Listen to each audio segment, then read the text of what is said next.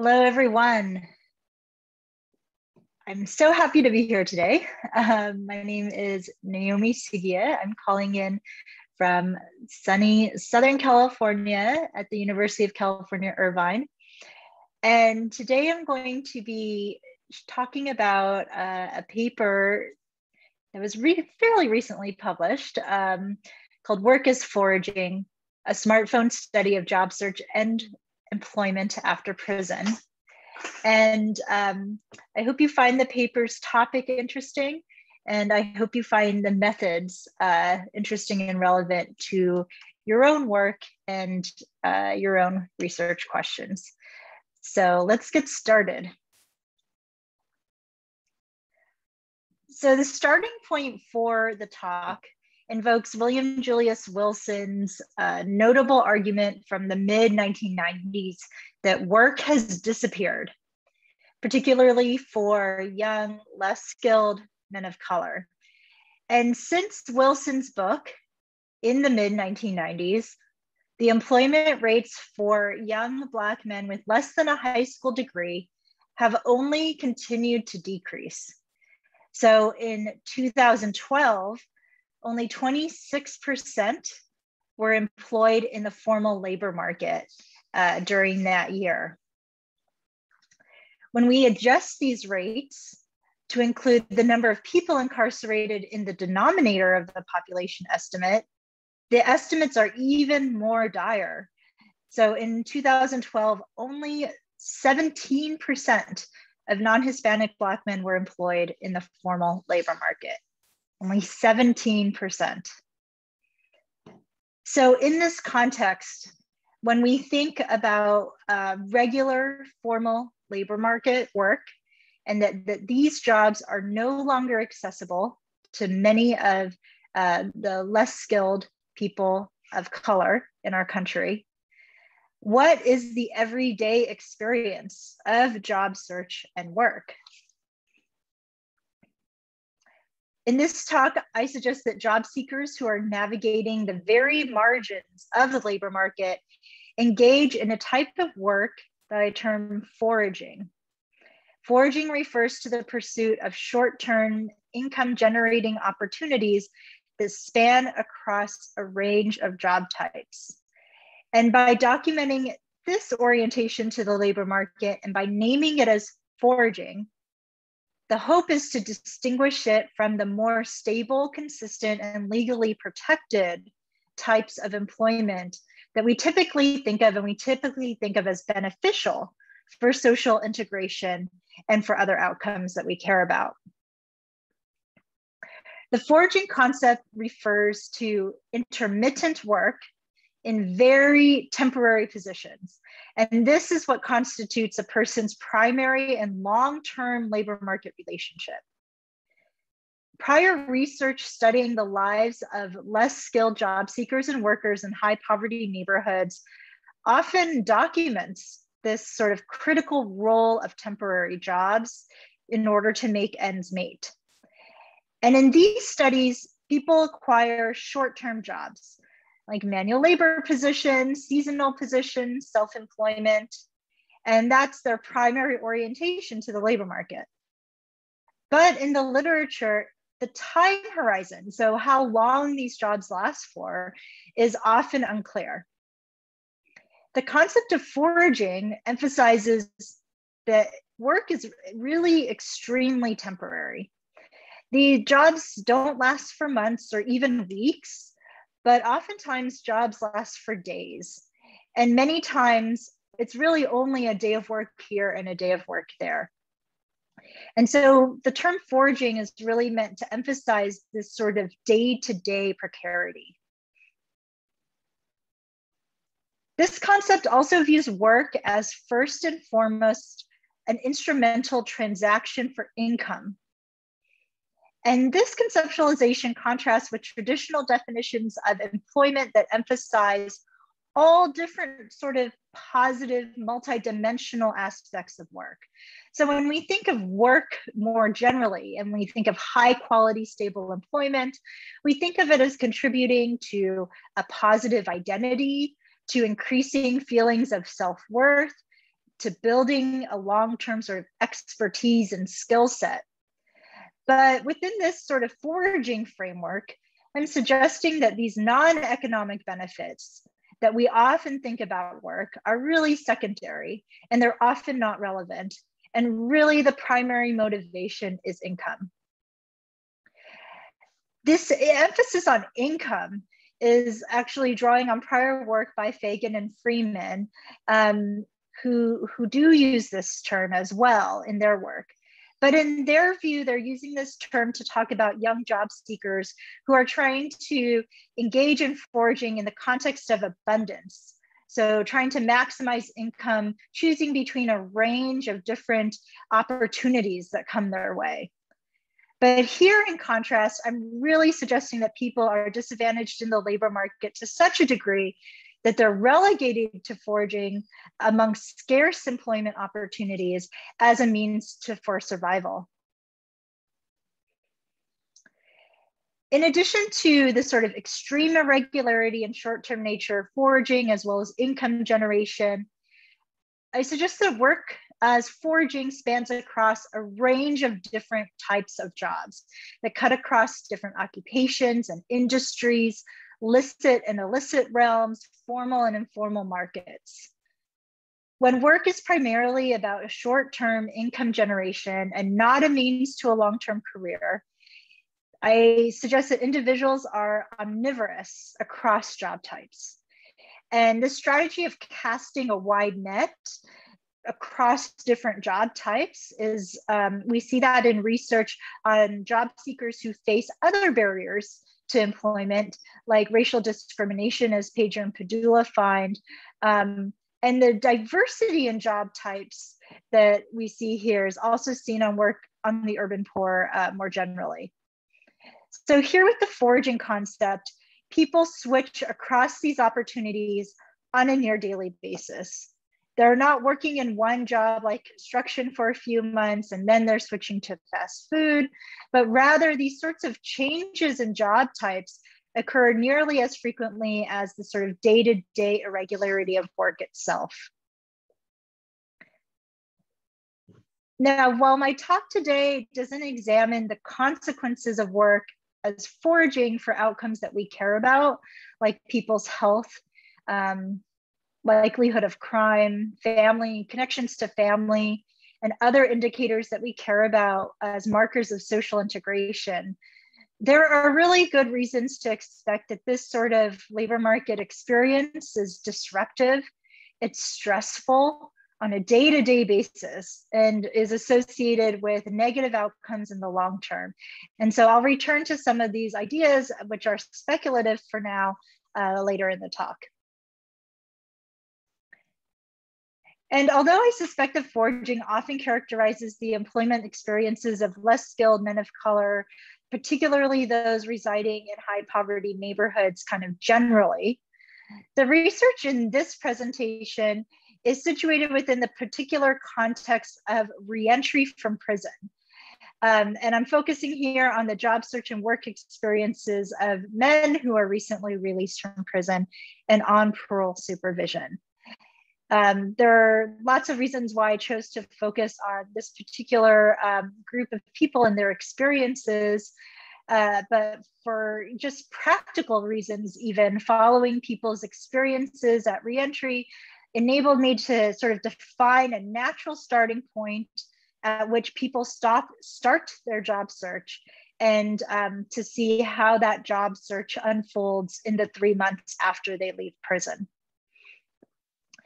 From a generalizability standpoint, I should just say that individuals returning to their communities from prison and looking for work face really high barriers to employment. So they face all of the sort of more general challenges that poor and less skilled job seekers face, like spatial mismatch from their places of where they live to where there's job opportunities. They face secular changes that have occurred in industries that make the skills mismatch, and they face transportation difficulties. But individuals who are released from prison also encounter all of those things, but they also encounter barriers related to the stigma of their criminal record, occupational licensing exclusions related to that record, and just simply the broader context of instability that is associated with returning from incarceration. So they're trying to find a job, they're trying to do work, but they're also trying to find stable housing, to reconnect with their family and friends, and to address any health and addiction issues. So they're trying to do this all at the same time to get reestablished after returning from prison. So it's an unusual context. But at the same time, this focus on prison and reentry is not an unusual experience among people who are less skilled and live in high poverty areas these days in the United States.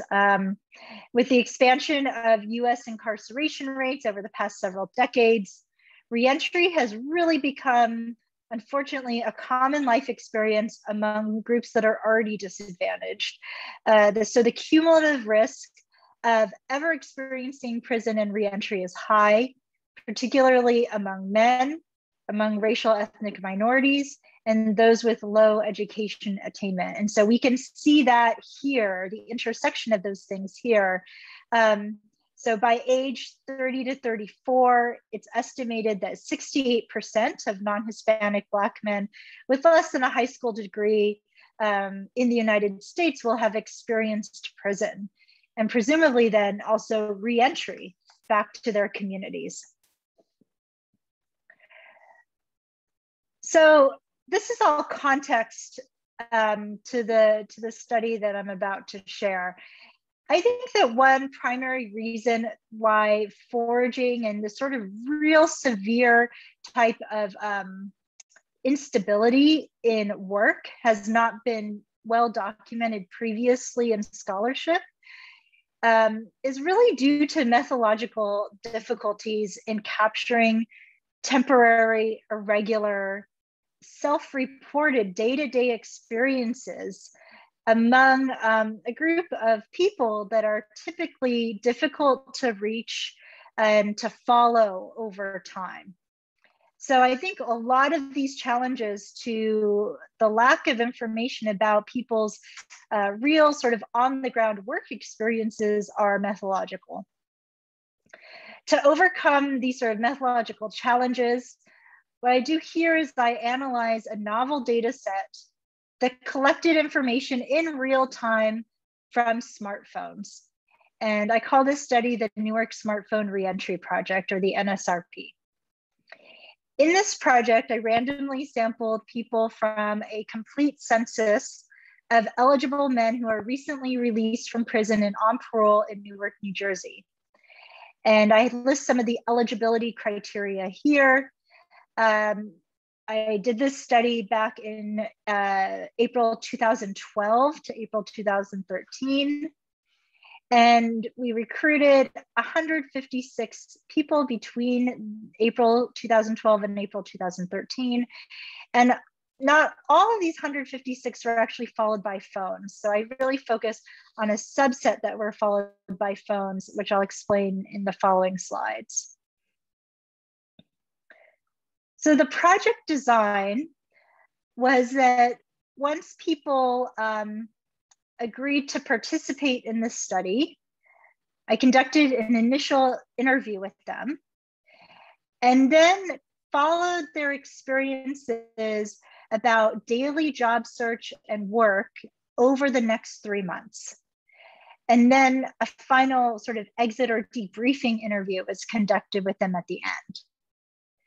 Now, during that 3-month period, people were randomly assigned to either the smartphone group, where they received phones and minutes and data plans, and they sent information to me through the phones, or they were assigned to a much smaller interview group, where they participated in brief interviews every other week, and they received comparable incentives in terms of gift cards, and they also received phones at the end of their participation. Of those who were eligible, 89% of the people who were assigned to the smartphone group ended up choosing to participate, whereas 68% who were assigned to the interview group chose to participate. In this talk, I'm focusing on the smartphone group only, and I'm also further restricting the sample, the analytic sample, to the 133 people who completed smartphone surveys. And in general, the percent of surveys that people completed via their phones over the entire 3-month period was really high. The majority of people, over 68% of people, completed more than 75% of the surveys they received over this 3-month period. Now, this is where you can see the age of the project, because this is what the phones looked like back in 2012, 2013. And I collected data through a smartphone application called Survey Droid that I created for the project. Now, back in 2012, 2013, even more so than now, there were a lot of unknowns about the use of smartphones to collect data, particularly among groups that are thought of as hard to reach. So, you know, not college students, not sort of these like easier to reach groups. And also, this particular group, you know, I'm looking at people who are recently released from prison and on parole supervision. They are concerned about privacy and confidentiality for good reason. And so because of these concerns, I conducted a series of focus groups before I even started this project, before I even started developing this application. I conducted a series of focus groups with people recently released from prison to just assess whether this sort of approach to collecting data would even be feasible, would even be doable. And it was through these focus groups that I realized that I had to create my own application to really make sure that I was incorporating the people and being responsive to people's concerns about privacy and confidentiality. So a primary reason why I need to create the application itself and not use an off-the-shelf one is because I want to give participants the option to turn off and on certain functions when they had this app on their phone. So a clear one was the collection of location data, or the collection of survey data, or the collection of call log data. And so I'll get into a little bit about these different types of data that I collected as part of the project, but I just want to start off by saying that these are things that we collected, but that participants could control whether those things were collected by turning them on and off through this application. There's also something I wanted to do where I tied behavioral data, passively collected behavioral data, such as encrypted call logs, to survey prompts in order to send a survey to someone when they received a call or a text from a new unique phone number, in order to understand people's social networks at re-entry. So these were kind of advanced features that really couldn't be done back in 2012, 2013.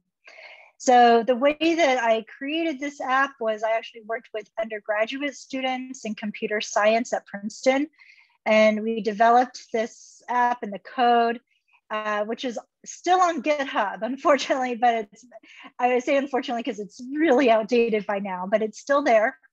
And you can also see that these phones, even at that time, were very basic, right? These were not the newest, fanciest smartphones that were on the market.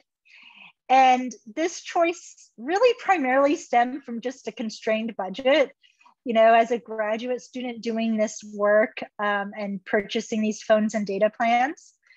But I think that it actually worked out in the end, because there were really very few financial incentives for participants to sell their phones during this study.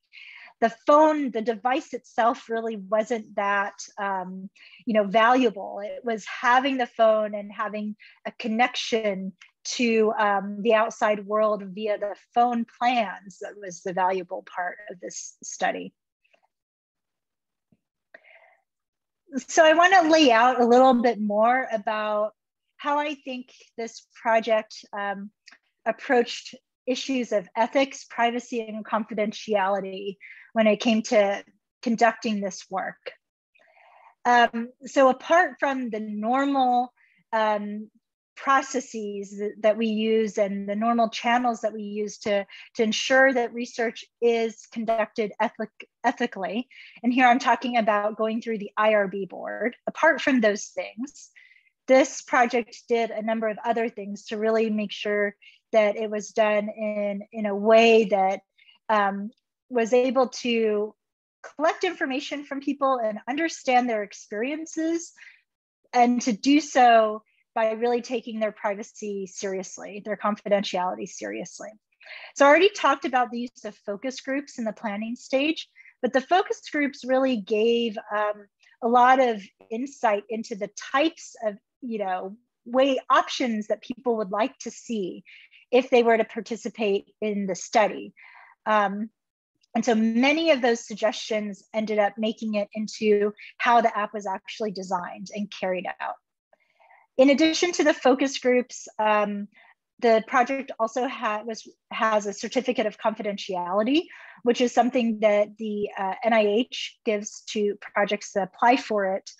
And this is supposed to protect the privacy of research subjects by prohibiting disclosure of identifiable sensitive research information to anyone who's not connected to the research, except for the subject if they ask for it, the participant, or in a few specific situations. But it's supposed to provide this sort of like additional level of protection to certain sensitive research projects. We also spent a good amount of time planning for how the data would be collected, how it would be transferred to me as a researcher from participants, and then how it would be stored to really make sure that it was stored and collected in a secure way. And from the very beginning, we had very clear lines of separation between the research study and the New Jersey Parole Board, which is where the study was based. And New Jersey Parole was a great partner in all of this and had a lot of experience doing research projects with researchers. I also want to highlight that the consent for the project was a pretty thorough, long process. And I think that this was really important for providing transparency about the research project to participants and also gaining their trust in participating, which is why I think 89% of those people who were approached did want to participate and chose to participate. The consent process involved a group conversation with potentially eligible participants about the study.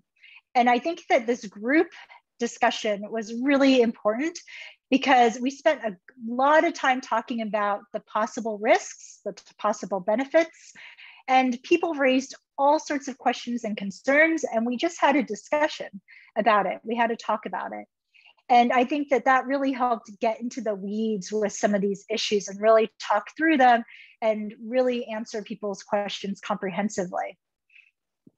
Apart from these group discussions, I also talked about, went through the consent form in a detailed way with people one-on-one.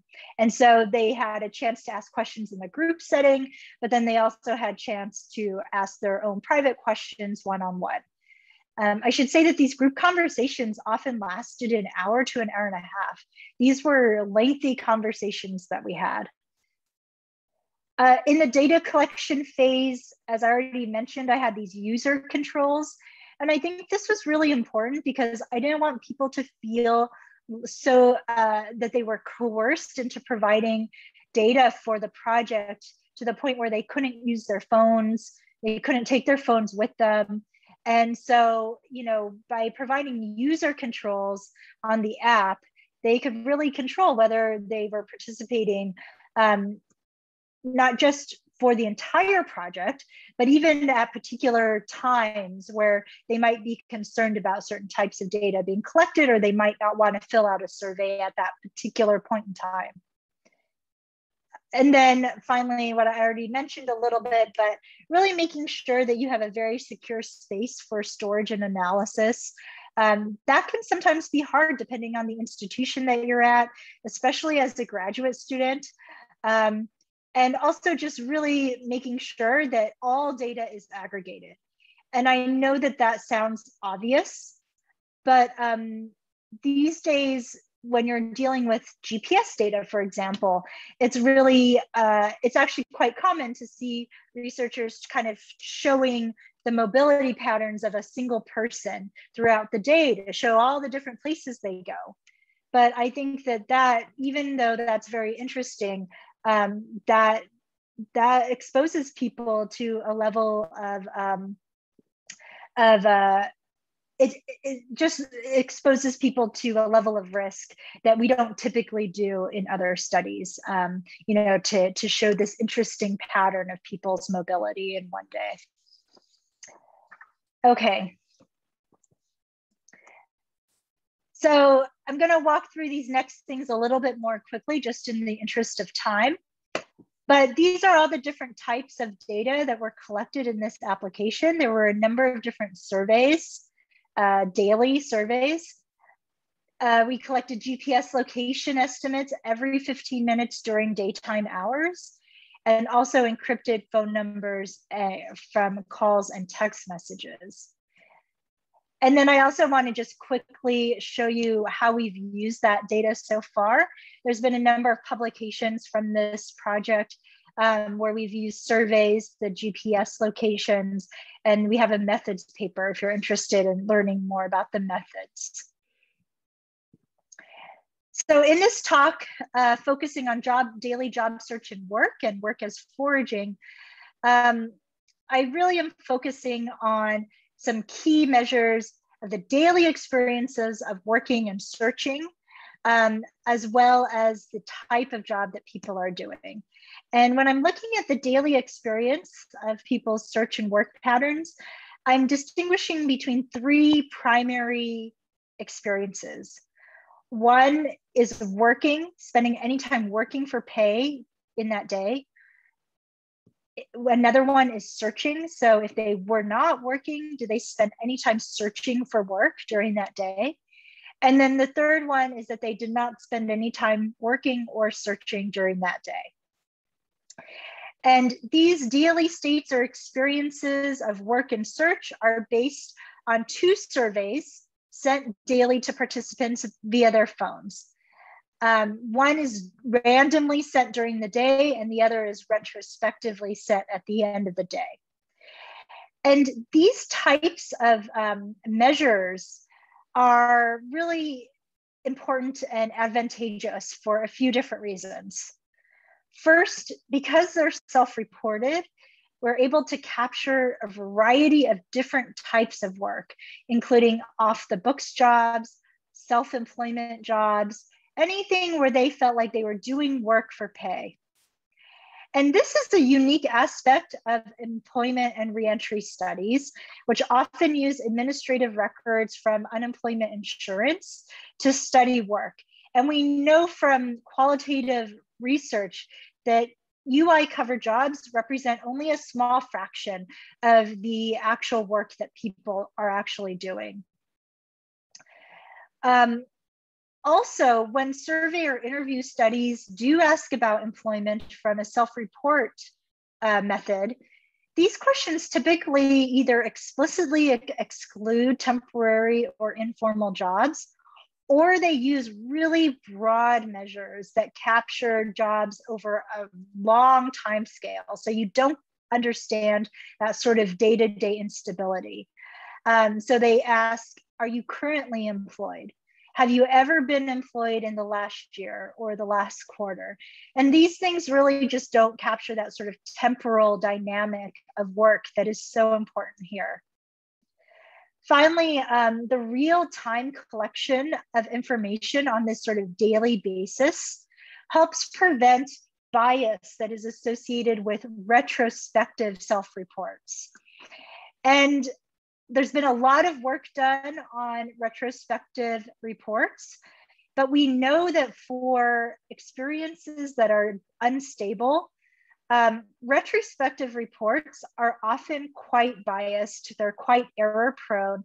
They're often influenced by people's current feelings and conditions. And that these intermittent experiences, like whether they searched a particular day or even worked a particular day, are often very difficult to remember accurately for people. So this daily information is collected for over 8,000 days for the 133 people. This type of data format is typically referred to as intensive longitudinal data. And it's quite different from most types of data formats that researchers typically work with. So intensive longitudinal data consists of many observations, dozens of observations, even sometimes thousands of observations that are repeated over time for a relatively small sample of people. So it's that you have really sort of detailed data repeated over some longitudinal trajectory of time for a smaller sample. Typically, longitudinal data has only a few data points, maybe 2 or 3, possibly a dozen, but for a large number of people, like thousands of people. But here, it's really about thousands of observations for a smaller number of people to really understand people's trajectories of experiences over time. To analyze these daily patterns of experiences and trajectories over time, I employ sequence analysis methods. And sequence analysis is just a term for a general approach to studying the ordering of events or states over time. It's a descriptive approach. It considers the entire pattern of events. And in this way, I kind of think of it as sort of lying somewhere in the middle between our traditional definitions of quantitative and qualitative analyses, because it's a descriptive process, but it's done in a very systematic way. So this figure is just showing you, is illustrating what the sequence data look like for the first 10 people in the project. So on the y-axis, it's each of these patterns over time is for a single person, up to 10 people. And the x-axis is the number of days going from 0 to 3 months, so 0 to 90 days. And each of these bars for each of these people is color-coded as either working in black, searching in gray, neither searching nor working in white. And so you can see for these first 10 people what their work, search, and neither search nor work experiences are on a daily basis over the 3 months. Okay, so what were the actual findings? Well, first of all, across the entire sample of 133 people, this figure shows the proportion of time, or the proportion of days rather, that people spend working in black, searching in gray, and neither searching nor working in white across the 90 days through the x-axis. And the y-axis shows the proportion of the sample, the proportion of days that are spent in each of these states. And so as this figure illustrates, people are initially spending a good amount of time, about 40% of their days, searching for employment, which is in gray, and about 10% of their days working, and which is in black. And the remainder is really doing neither of these things. But then we see that as time passes over these 3 months, more people are spending their time working, slightly more, but the amount of days that people are spending on their job search is quickly decreasing. more and more time is spent neither searching nor working. And actually, after about 6 weeks or so, only 20% of people's days are spent working. And the majority of time is actually spent neither searching nor working. So we're seeing more people dropping out of job search without a real comparable increase in the people who are actually working. So I want to highlight a few things about a few big takeaways about this figure. First of all, this is showing that people do spend time on their job search, at least initially. This might seem unsurprising, but researchers have often wondered whether people who have so many barriers to the labor market would actually spend time, even one day, on their job search. A second important takeaway about this figure is that time spent on job search is really decreasing fairly quickly over time. Spending only a month or so on an intensive job search is a short amount of time, especially for people who have high barriers to employment, where it's going to take them a while to really find that job. A third important takeaway here is that these decreases in search are not aligning with comparable increases to work, which is kind of our typical understanding of relationship between job search and work over time. And so people are really leaving the labor force without finding work. I want to show here a specific dimension of instability in work, because this figure is showing that the vast majority of people actually spend at least one day searching for work. 92% of people spend at least one day searching for work in the 3 months. And the majority of people spend at least one day working for pay in the 3 months. 73% of people in this sample spent at least one day for working for pay over the 3 months.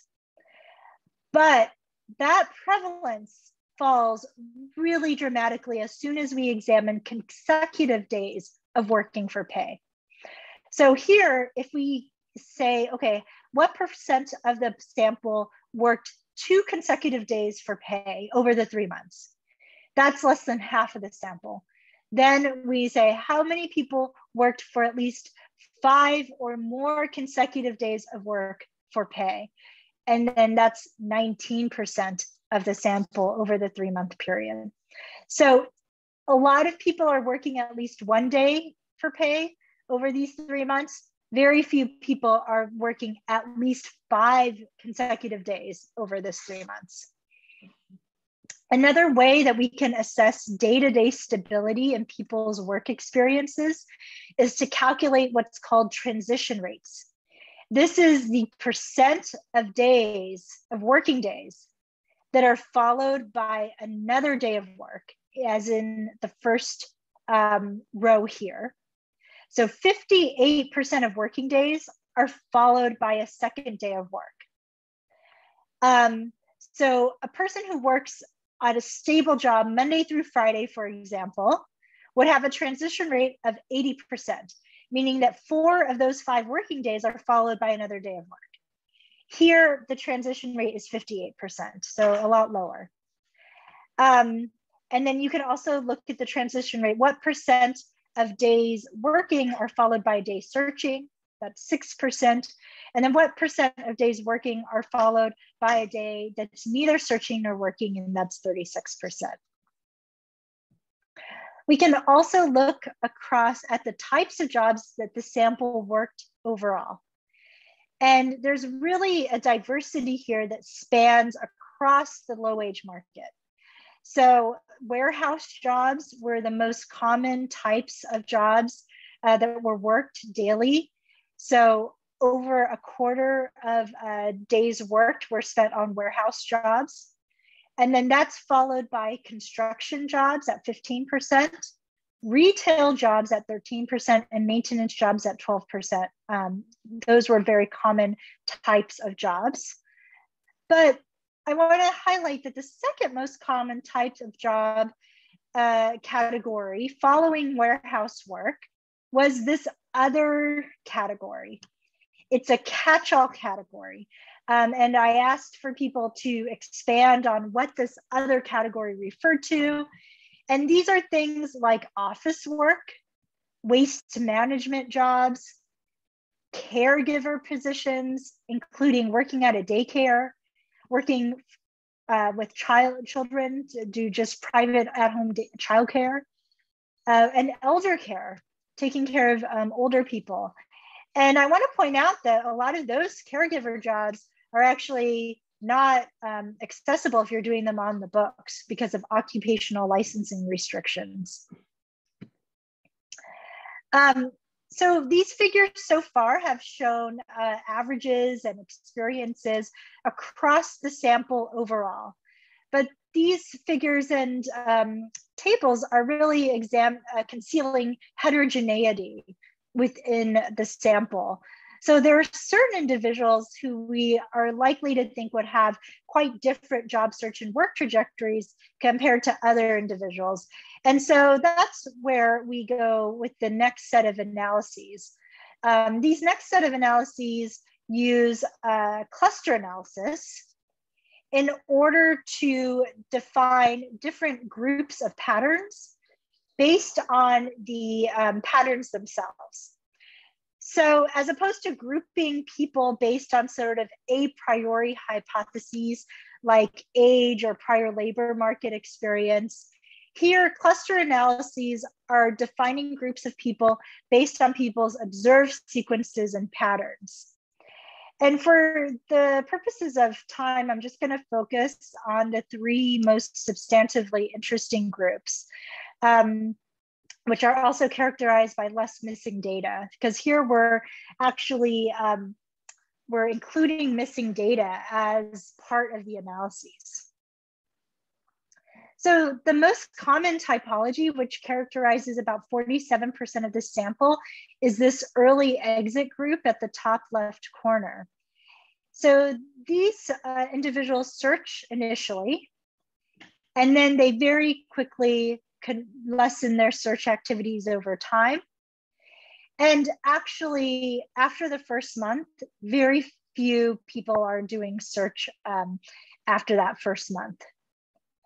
Notably, people in this category are working, but they're working at really low rates.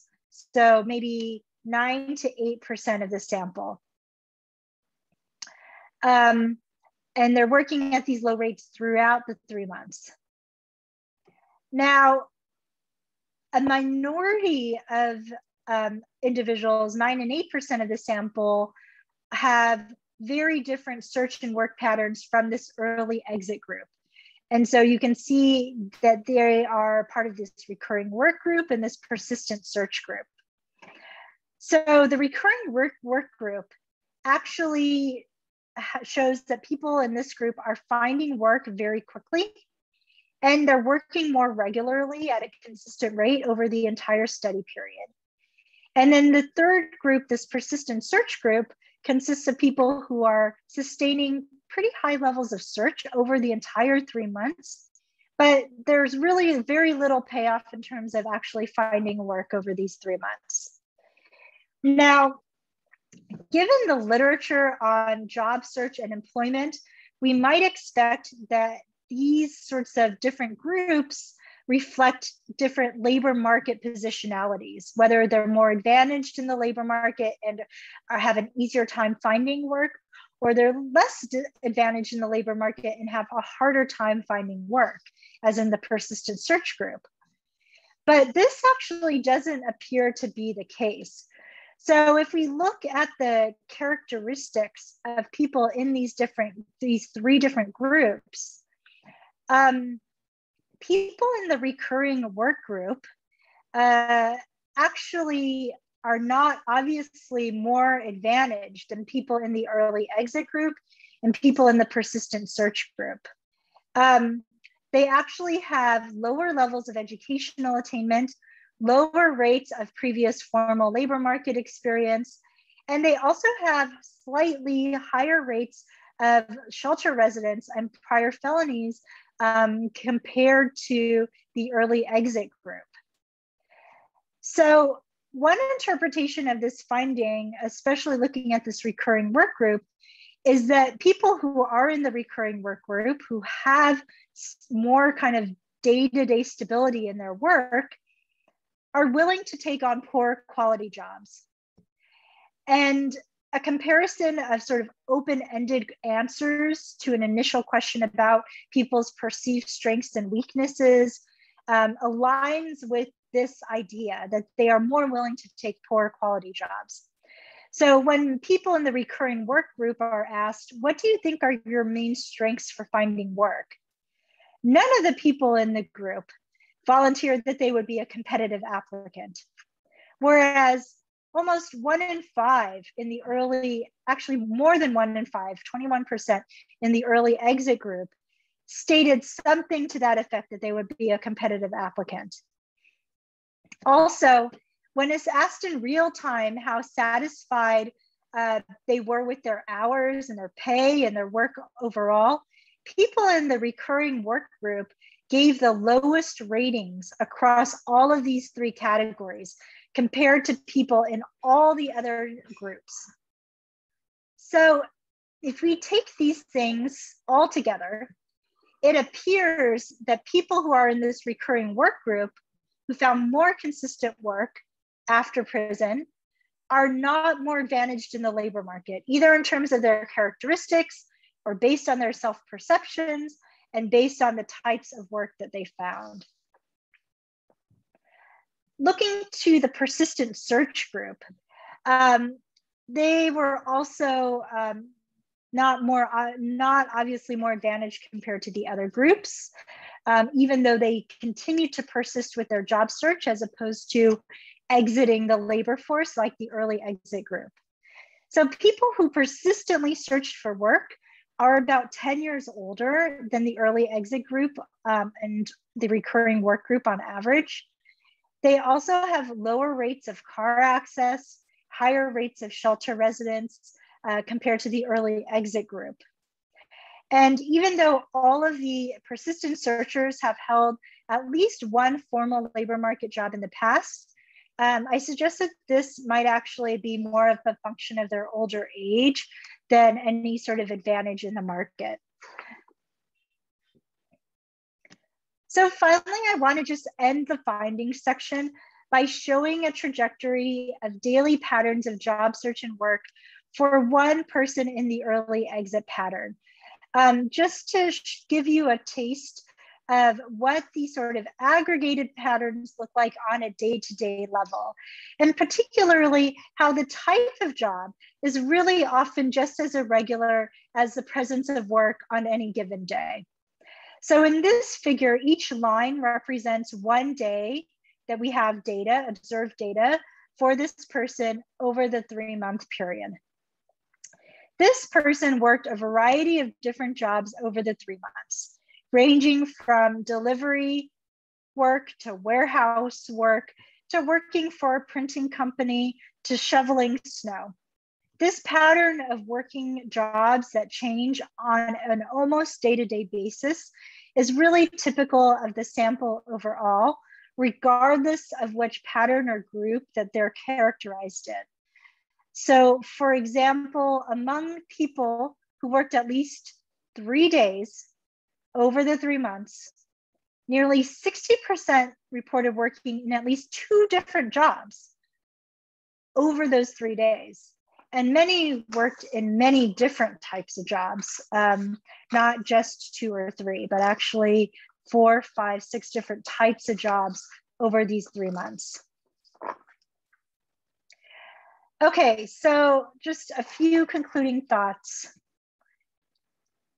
We don't know what the short and long-term implications are of foraging work, but this sort of work that's very unstable, that's very precarious, they're not financially sufficient, they're stressful.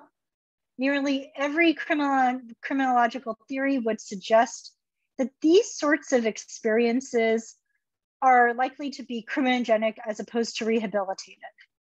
So working after release from prison, if it's this type of work, this is not going to produce the sort of benefits, protective benefits, that criminologists typically connect work and crime with. In the long term, foraging cannot be leveraged into a career. It can't be leveraged into a specialized skill set. It can't even really be put on any sort of resume. So this type of work is just really different from the types of work that we typically think of as pro-social, as positive, as increasing feelings of integration. And actually, this type of work could really instead lead to feelings of alienation. And I think that that's very likely. For reentry practitioners and policymakers, just a few takeaways here. I think that the results have a number of different suggestions. But first of all, we really need a better understanding of people's on-the-ground, day-to-day experiences of work and search. Job search and work is thought of as like the one thing that is going to be rehabilitative. And parole officers push people to search for work, to get work. It's seen as a reason to violate people if you don't have work, if it doesn't look like you're committed to a job search. But I think we really need a better understanding of what that work actually looks like before we push this as being that real rehabilitative cure. Another point just to drive home is that we really need tailored programs. As you can see, there's a lot of variation in terms of people's experiences searching and working. And we need programs that are going to be tailored to those experiences. So one thing that I think is very reasonable to suggest is that we should tailor our transitional jobs programs, where those are programs that provide job seekers temporary jobs and really intensive case management to help people find work. We should tailor these actually to older workers. Currently, if they're tailored to younger workers who are thought to be sort of a better long-term payoff.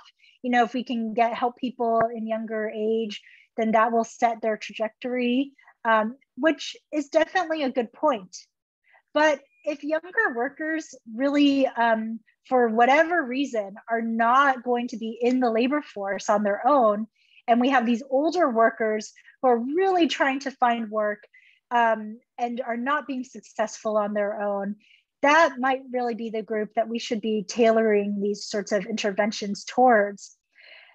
I also want to say that evaluations of transitional jobs programs have found that when they do work for preventing recidivism, it's for older people. So I think the combination of some of these findings really points to reconsidering how we tailor these sorts of interventions and programs. Finally, I want to conclude by saying that this study adds to a small but important collection of phone-based data collection projects. And I list some of the ones that I know of here. And there's a surprisingly small number of sociology studies that use phones to collect information about people's daily experiences. Sociology, as well as criminology, really continues to lag behind other social sciences. If you look at social psychology, for example, social psychologists are forerunner in this area. They are doing all the work with phone-based data collection.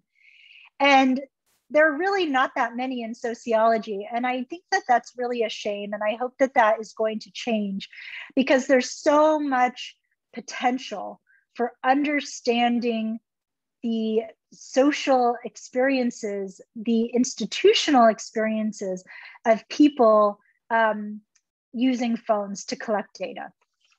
So I'm going to end there. And I want to thank you for taking time out of your busy schedules to listen to this talk. And I'm looking forward to having our conversation later in the summer. Thanks so much.